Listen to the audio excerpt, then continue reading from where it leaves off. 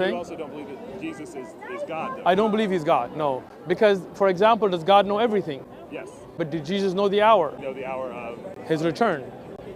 Well, I'm assuming he does. Oh. Oh, no, he doesn't. Let me give you the Bible. Let me show it to you. Okay. So if Jesus didn't know the hour, and you just said God knows everything, then how could he be God? Many Muslims love to cite Mark 13:32 as proof that Jesus cannot be God. Speaking of the second coming, Jesus says, "But concerning that day or that hour, no one knows, not even the angels in heaven, nor the Son, but only the Father." Here's the challenge. If Jesus is God, then he is all-knowing. But this text says Jesus is not all-knowing. After all, it identifies something Jesus doesn't know, his second coming.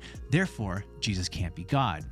Though I don't think this is the gotcha that many people think it is, it does require a thoughtful response. I think this can be explained by the incarnation of Jesus. When the second person of the Trinity took on human flesh, he also took on certain limitations. Like any other human, Jesus had to learn to walk and talk and read. Now, by limitations, I mean that there was a voluntary restricting or veiling of his divine attributes. He did not give up his divine attributes. If he did, he'd cease to be God. Rather, he willingly chose not to use them. Maybe an analogy might help. Though no analogy is perfect, imagine I veiled my eyes with an eye mask. Notice that I voluntarily restricted my eyesight so I can't see, even though I retain my eyesight when the veil is removed. In a similar way, Jesus has veiled his divine attributes.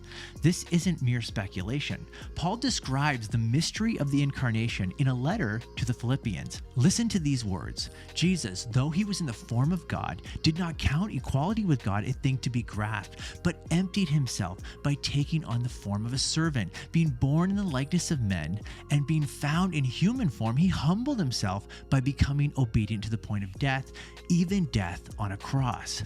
This emptying is best understood as a voluntary limiting or veiling of the divine attributes. The clearest example of this is how Jesus limits his glory.